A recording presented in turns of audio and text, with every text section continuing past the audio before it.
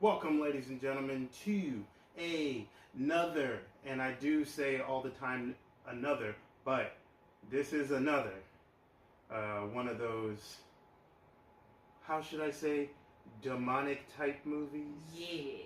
Yes. This will be one of those times where I'm going to bring back the hashtag fucking Jesus. Fucking Jesus. Because he needs to fucking save us from this movie tonight. About the spawn of Satan. Yes. And he will be haunting us on tonight's episode of Saturday Night Nightmare. Ooh, ooh, ooh, yeah. Well, Arsenio Hall actually going there. Number one. You know who we are. I'm Echo Ninja. I'm Crimson Adams. And we are here to give you all the shrieks, freaks, chills, spills, huh? man, blood, and mayhem, and all that other good stuff. Maybe some. Yes, it's fun. But tonight, we're going to be going towards the demonic side instead of the slasher side. Yeah. These are some of my favorite movies. I love. Because they make you think. Things that make you go, Tonight we're going to be looking at the movie. What's the year that this thing came out? 1976. The Omen. Yes. To tell you the truth, I've never seen the original. Oh, really? I've never seen the original.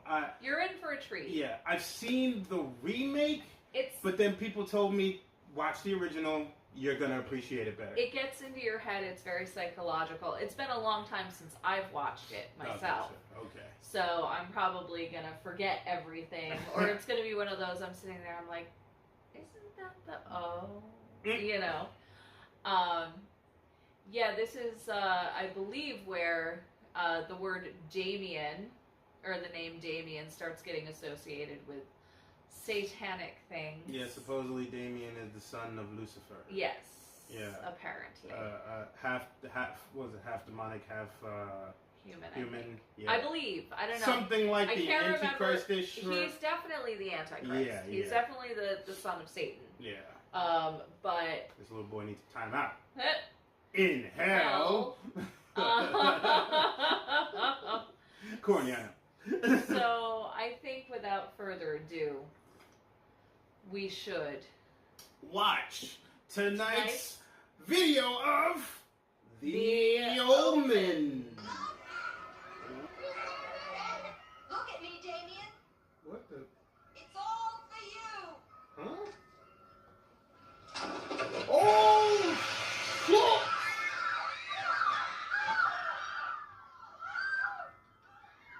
Perhaps she's there to bring out.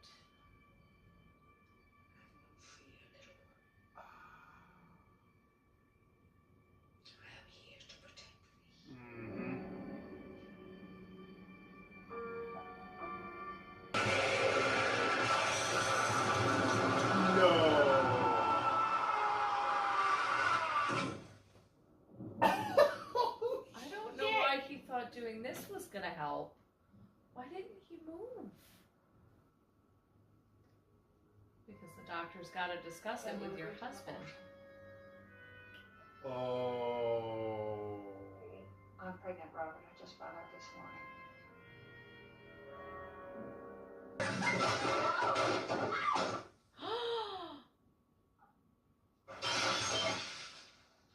Oh. Yep. Ooh, head first. Oh, she did. Now she did. Trying to figure out when.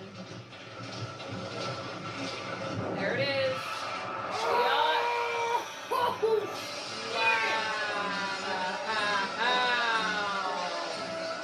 Clean off.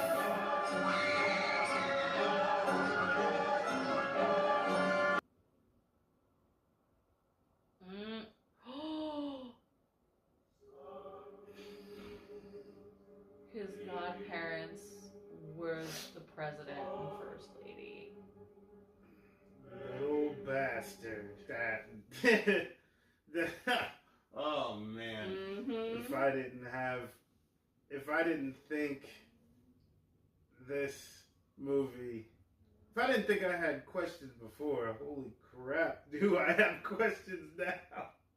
Such as? No, just how, when you start realizing the whole poem. Mm-hmm. Yeah, the whole passage. And it's, and like you said earlier, how it just so much reflects what has happened in the past, what, six months almost? Well, 6 years. 6 years. Sorry, 6 years. Yeah, you're right. You know, they race through politics. Mm-hmm. You know, when when the Jews returned to Jerusalem? The Jews returned to Zion. Yeah. Yeah. And I mean, there's been all sorts of He will astronomical.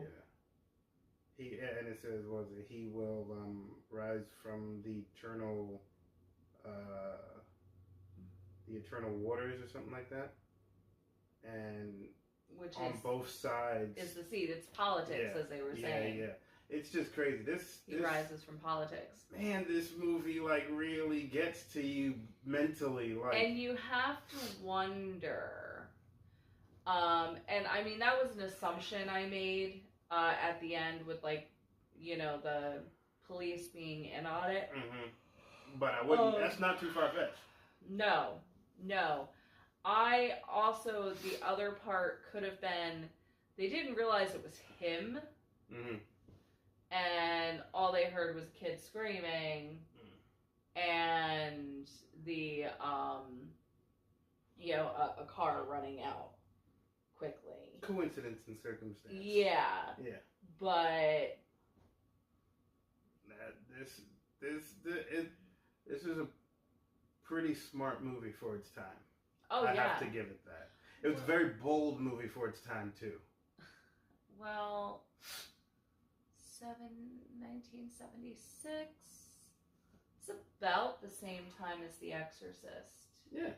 The Exorcist did it first. But this movie But it opened the doors for, this diabolical horror kind of thing. When did The Exorcist come out?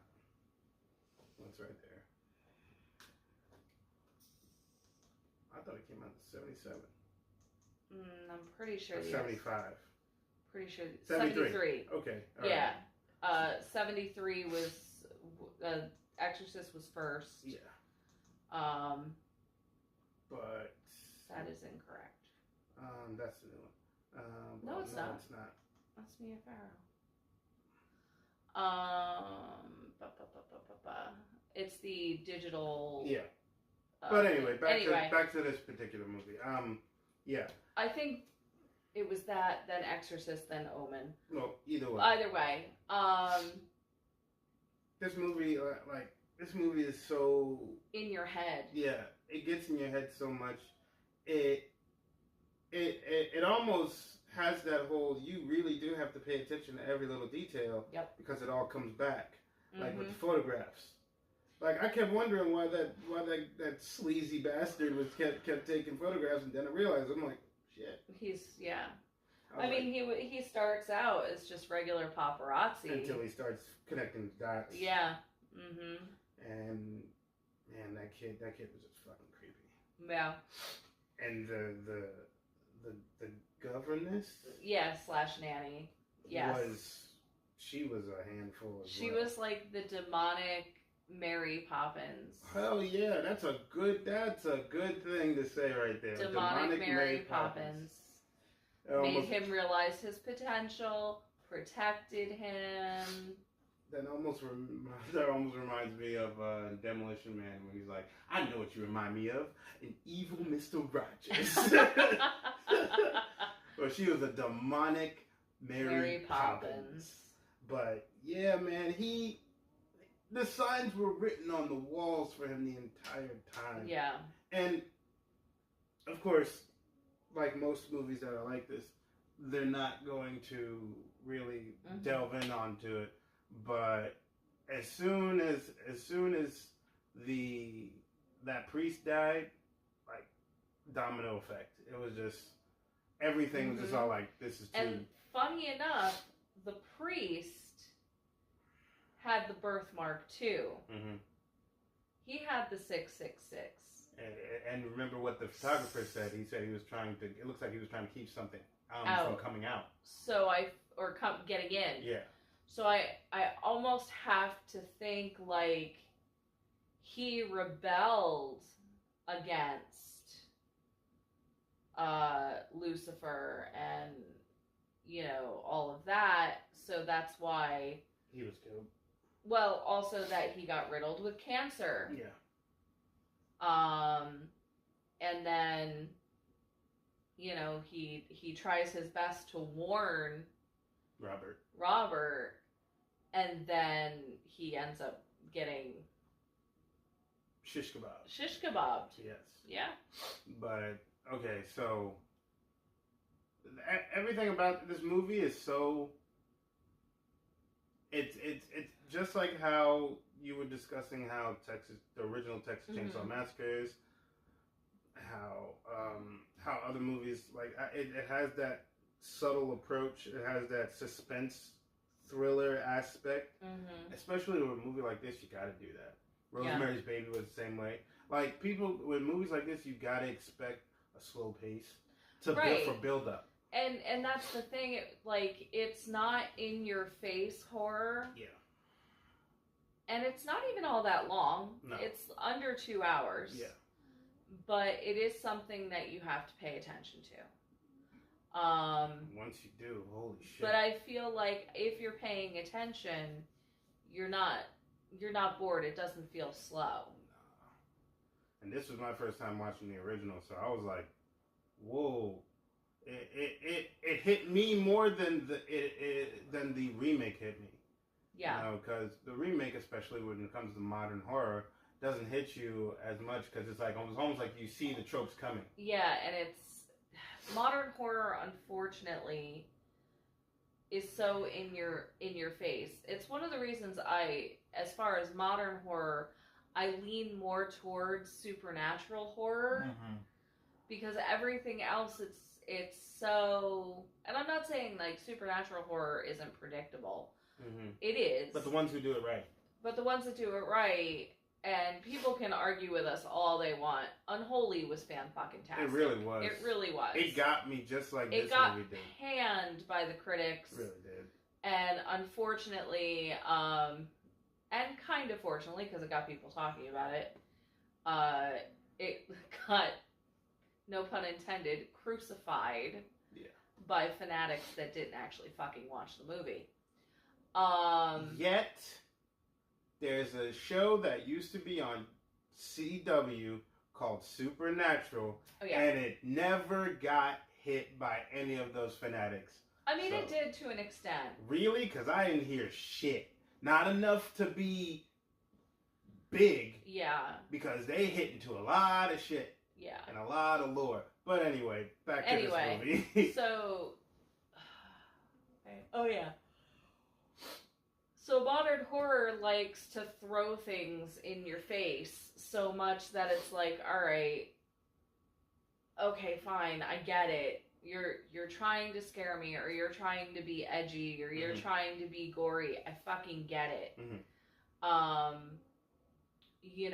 Where things like this in '76, there were still more stringent ratings too. I mean, this is a rated R. Yeah. Because of the level of violence. There was no cursing. No, and the level... There was no nudity. And the level of controversy with the stillborn and the whole thing like that. Right, and her talking about wanting an abortion. Yeah. Abortion was a no-no back in the 70s. It was big. Yeah. But so that had a rate. There was no nudity. No. We never even saw a butt. So back then, for this to get this was subtle, but it was edgy as fuck. And it's just, I feel I appreciate that more. Maybe it's because I was raised on movies like this. here's a meme I actually want to share on our Instagram if I can shrink the image a little, because it gets cut off, which is a pain. But yes, I love this. Yeah, I completely agree with you when you said that. Like I was around the time where old school horror meets new school meets modern horror, and like I did like a lot of the original horror movies and stuff like that. I didn't get a chance to see all of them, as I never became a horror fanatic like yourself. But seeing this as an older person with understanding it better, it terrifies me even more. Yeah. Like I would have never. Yeah. It terrifies me even more when I watch this movie, like now as an adult, because your mind just goes everywhere and you start thinking of the coincidences and possibilities, and you're like, son of a bitch, like someone gotta kill this little bastard. Man, but it's fascinating when it gets to that last point. It just makes him look like the insane person. Of course. Just like with Rosemary's Baby. They gaslight her and they twist and turn and everything like that until she thinks. Only difference with this and that, she basically, she accepts it. Yeah, she just kind of leans into it like, okay, well, at least I can raise my baby. But this movie it's one of those gems that you must watch if you haven't watched it. And if you haven't watched it in a long time, you must watch it now that you're an adult, because it will hit you way more. So what would you give it? This? Oh, I would definitely, I would give this a 9. Okay. I would definitely yeah, definitely. I got nothing. There's, I mean, the only gripe I had was the sound, but other than that, the movie was fantastic. And that's just old movies, too, in general. They always had new movies, too. They have the dialogue really low and the friggin' score really some loud. editing cut choices were kind of odd, but again, that was the way the 70s did it. Yep. But yeah, no, I give it a 9. This was a damn near perfect movie, just like a lot of the older movies around that time. So, yeah. Wonderful movie. Cool. So, thank you guys for watching this evening's Saturday Night Nightmare of The Omen. And we would be remiss if we did not thank our sponsors. Yes, Wild Bill's Craft Beverages. Tasty beverages. If you're looking for those tasty beverages that, are just, they don't have all the crazy shit in it. It's just really good, wholesome. No artificial shit. That's right. Really good, wholesome drink. And it's in the area, the whole place is owned and operated by military veterans. So by buying this stuff, you'd be helping out those vets that helped us out with our freedom. But they have a new flavor. We're going to get it soon. I'm so excited. The new flavor that they got coming out this May is going to be called the Strawberry Cream. The taste note said that it's like strawberry shortcake or strawberry ice cream. It's pretty interesting. I can't wait. I'm a huge strawberry head. Like when it comes to the summer, I love those. I love a good strawberry daiquiri. I love a good strawberry sundae. Just give me the strawberries. You're starting to sound like Bubba from Forrest Gump with strawberries, though. Strawberry shortcake. Strawberry jelly. Shrimp soup, shrimp stew, shrimp salad, shrimp and potatoes. Strawberry puree. But yes, they are owned and operated by our military vets. And of course, they're made of pure cane sugar, no artificial sugars, and or sweeteners there. And you can catch them on drinkwildbills.com. And you can put on our code TrueStoryBro. Get 10% off of every purchase you put down.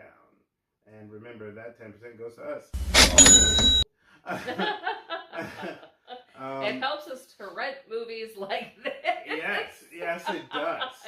Kind of pads that rental fee just a little. Another fun fact about these Wild Bills, they got new design cans now. Yeah, it's a new design. It's really cool designs. I'll put it up. Very around here. vintage looking. Yeah. Oh yeah, it's really cool. You guys gotta try it. And of course, they're known for their mugs. Mm-hmm. Wonderful mugs. They got all types of mugs, from single to double barrel mugs.